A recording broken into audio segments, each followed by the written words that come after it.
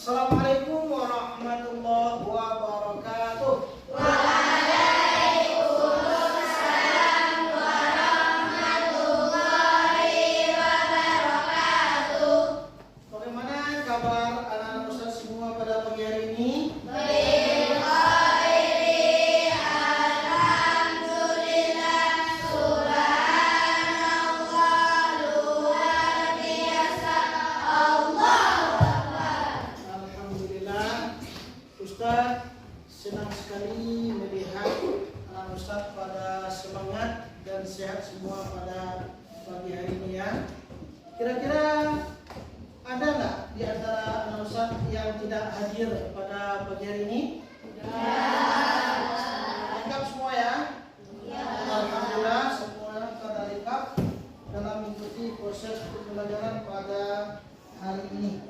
Baik anak-anak Ustaz, supaya lebih berkahnya acara kita, mari terlebih dahulu kita buka kegiatan pembelajaran kita dengan membaca doa. Dan kepada anak Ustaz Faris diminta untuk memimpin doa kita pada pagi hari ini.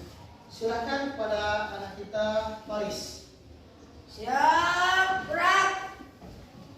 Berdoa mulai. Bismillahirrahmanirrahim. Rabbi zidni ilman warzuqni fahman waj'alni minas sholihin. Amin ya rabbal alamin. Baik, mudah-mudahan dengan pembacaan doa tadi lancar hendaknya kegiatan kita ini dari awal hingga akhirnya nanti. Amin. Ya rabbal alamin. Baik anak Ustaz semua. Sekarang kita masuk kepada menyanyikan lagu wajib nasional, yaitu lagu Hari Merdeka. Kepada anak-anak Ustaz semua, mari kita berdiri. Dengan papan tulis.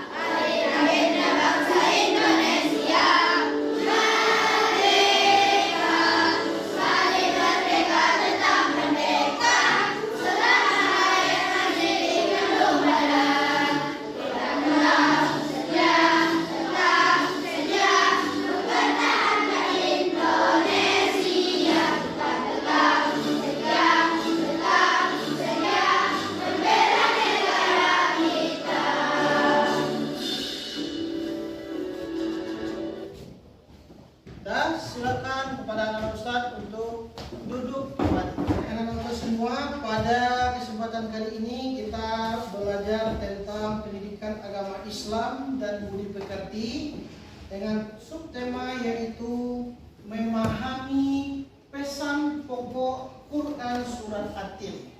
Ya, Ustaz mau bertanya, apakah semua anak-anak Ustaz masih ingat pelajaran kita minggu lalu?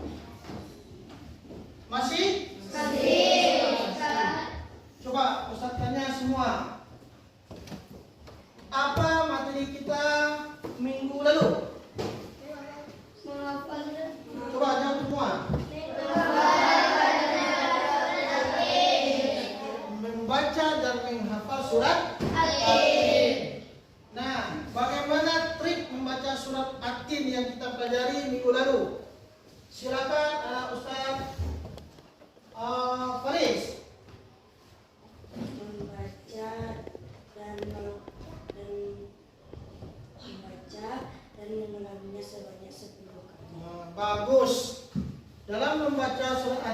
menghafalnya, kita perhatikan huruf demi huruf terlebih dahulu.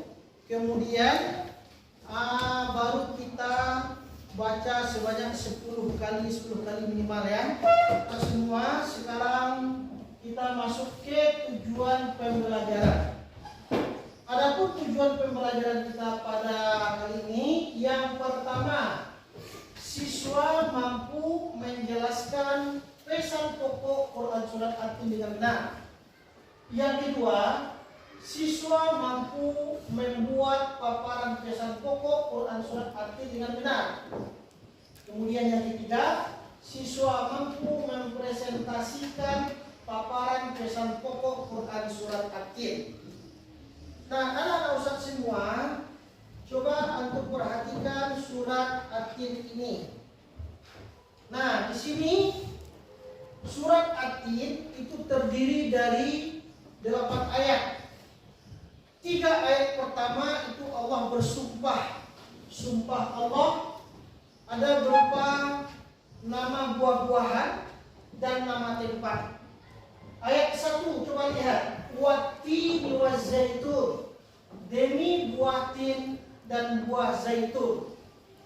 Nah, buah tin dan zaitun, kenapa Allah bersumpah dengan nama buah ini? Ini tentu ada rahasia di balik itu, suatu keistimewaan buah-buahan ini. Nah, setidaknya kita mengetahui bahwa buah At-Tin dan buah zaitun ini itu banyak tumbuhnya di daerah Yaman. Di daerah Yaman, kalau sekarang kita kenal daerahnya tersebut, daerah Yordania, Lebanon, Palestina, termasuk di Baitul Maqdis, Yerusalem, tempat Nabi Isa alaihissalam diutus. Allah juga bersumpah di ayat kedua, wa turi sinin wa hadzal baladul amin, dan demi negeri Makkah yang aman ini. Nah, Allah juga bersumpah dengan negeri Makkah, di mana negeri Makkah ini istimewaannya di antaranya adalah suatu tempat Nabi akhir zaman, itu Nabi kita Nabi Muhammad SAW dilahirkan, dan juga tempat Nabi Muhammad diutus sebagai. Isi kandungan surat At-Tin ayat ke-4, 5 dan 6 itu yang pertama di ayat ke-4, Allah telah menciptakan manusia dalam bentuk sebaik-baiknya. Nih ayat ke-4, perhatikan, laqad khalaqnal insana fi ahsani taqwim. Sungguh kami menciptakan manusia dalam keadaan sebaik-baiknya. Nah, di mana letak penciptaan manusia ini dalam keadaan bentuk yang sebaik-baiknya? Kalau dibandingkan dengan hewan atau makhluk lainnya, manusia ini diberikan akal pikiran oleh Allah. Nah, dengan akal pikiran tersebutlah manusia bisa berpikir, membedakan mana yang baik dan mana yang buruk. Dengan akal pikiran, manusia bisa menciptakan suatu peradaban. Berbeda dengan hewan. Kalau hewan itu hanya Allah berikan hawa nafsu saja. Sementara kita manusia diberikan hawa nafsu dan akal pikiran.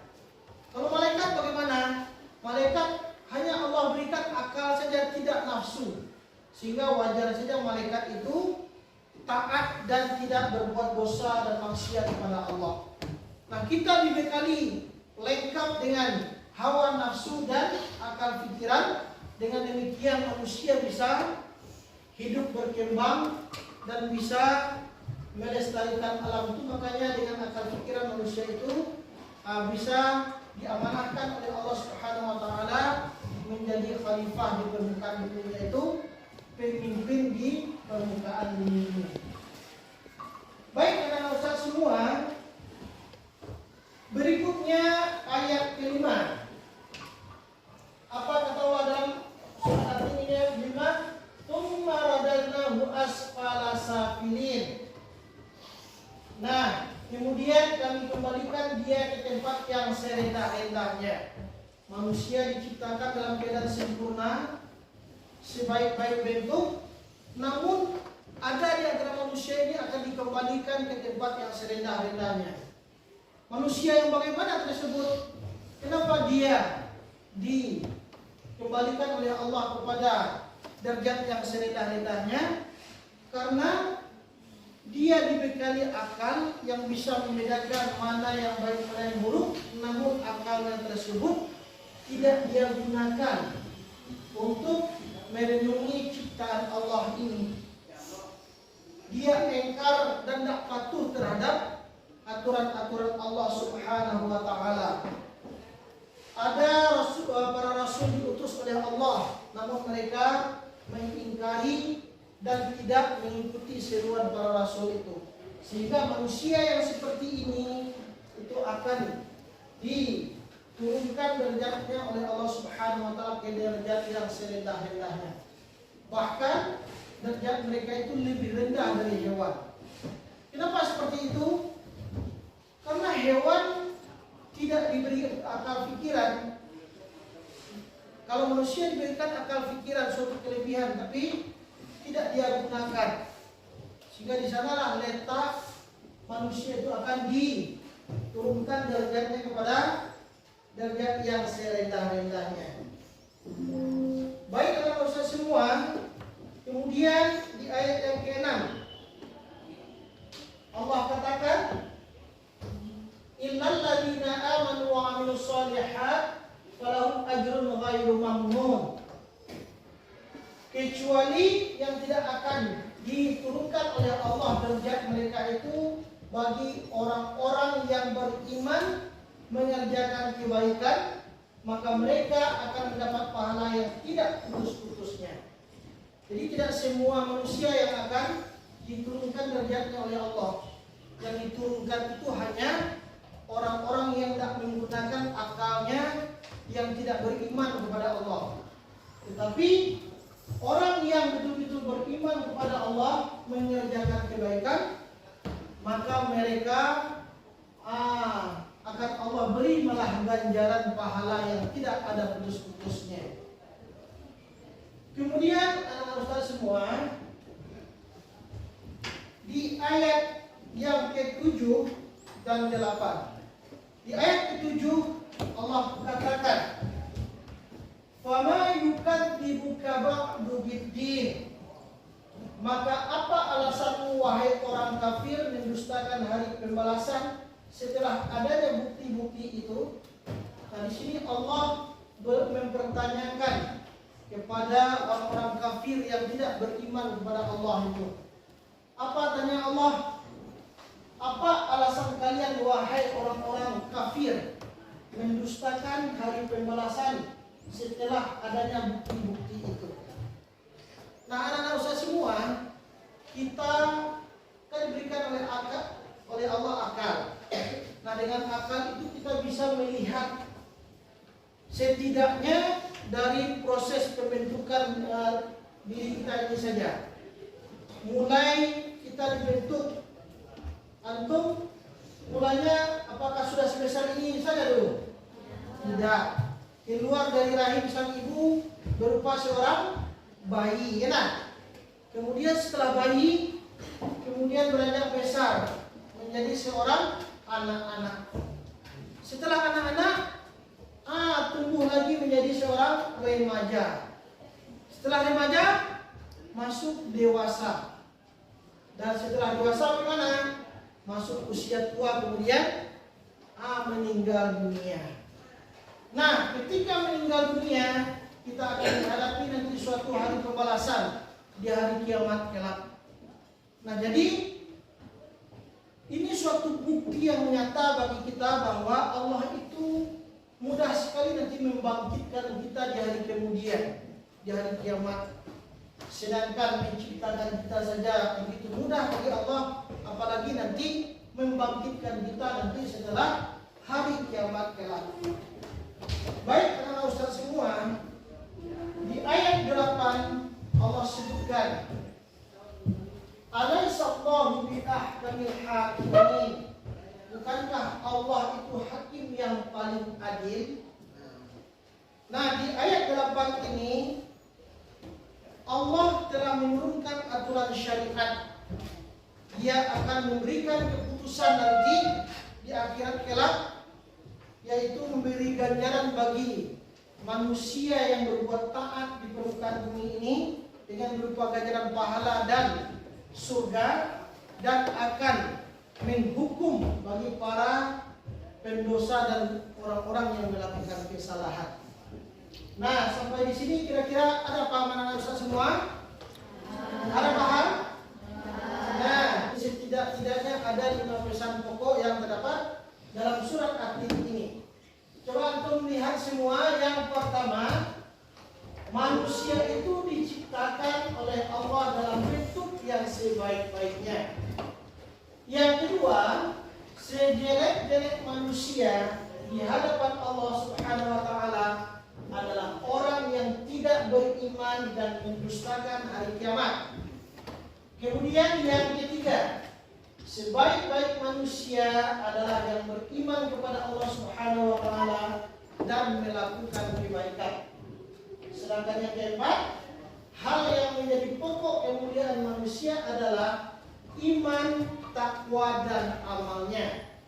Dan yang kelima, yaitu manusia adalah makhluk yang diciptakan Allah Subhanahu wa taala dalam bentuk yang paling baik atau paling bagus. Ada jelas anak-anak Ustaz semua? Ada ya? Baik. Sekarang kelompok sudah lebih dahulu Ustaz bagi tadi. Kita sudah berkelompok duduknya, kemudian tugas antum masing-masing yaitu mengerjakan tugas kelompok sesuai dengan materi yang telah kita paparkan tadi. Sebelumnya ada pertanyaan? Tidak ada ya? Baik, sekarang antum Ustaz beri tugas. Tolong diskusikan beserta kelompoknya masing-masing. Kemudian nanti Ustaz minta perwakilan dari masing-masing kelompok untuk mempresentasikan hasil diskusi kerja kelompoknya. Nah, silakan diskusikan.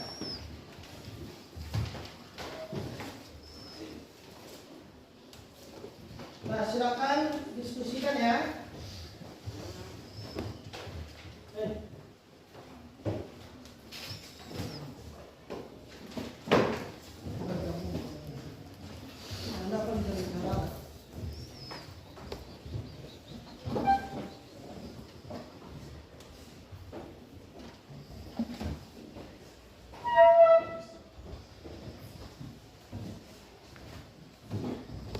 Silakan diskusikan nanti.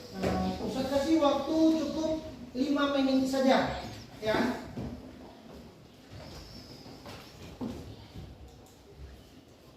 Jangan lupa buat nama kelompok masing-masing ya.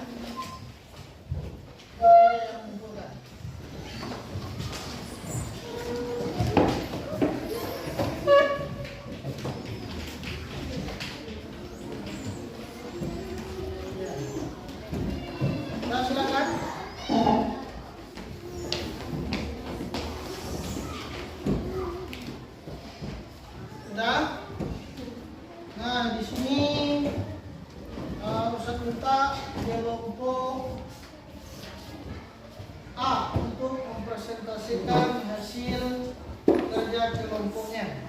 Assalamualaikum warahmatullahi wabarakatuh. Waalaikumsalam warahmatullahi wabarakatuh. Kami dari doa kami menjelaskan tentang surat At-Tin. Surat At-Tin artinya kuatir. Surat At-Tin surah ke-95 dalam Al-Quran. Surat At-Tin termasuk surat Makkiyah. Dan pokok surat At-Tin, manusia diciptakan dalam bentuk sebaik-baiknya. Sebab jelek-jelek manusia di hadapan Allah SWT adalah orang yang tidak beriman. Baik, mari kita kasih aplaus kelompok A. Ya, sekarang kita minta perwakilan dari kelompok F. Assalamualaikum warahmatullahi wabarakatuh. Waalaikumsalam warahmatullahi wabarakatuh.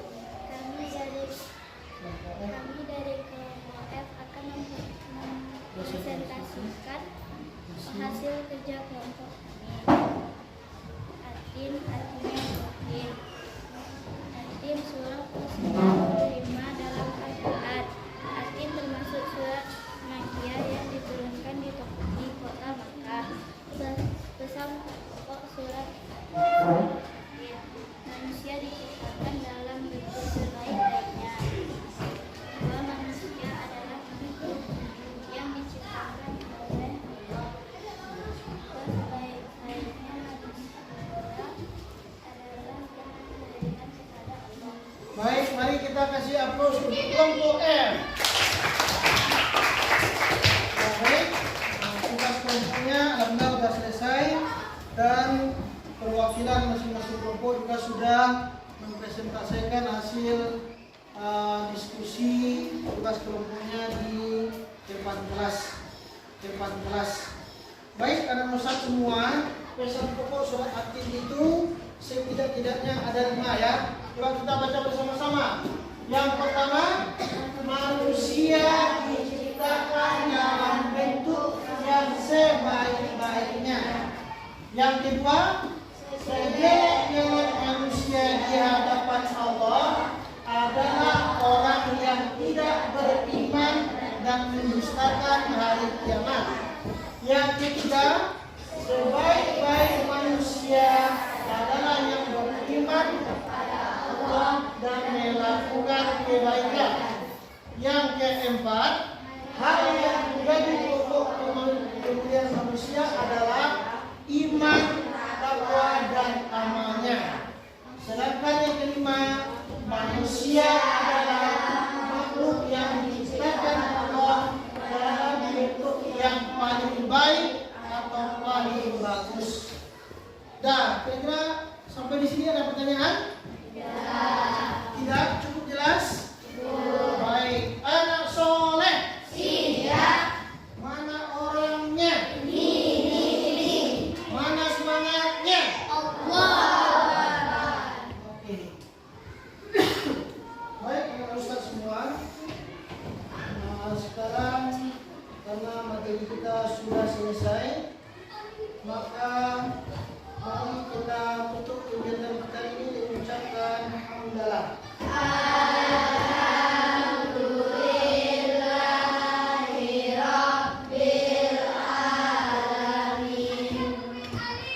Baik, terima kasih sekian. Assalamualaikum warahmatullahi wabarakatuh.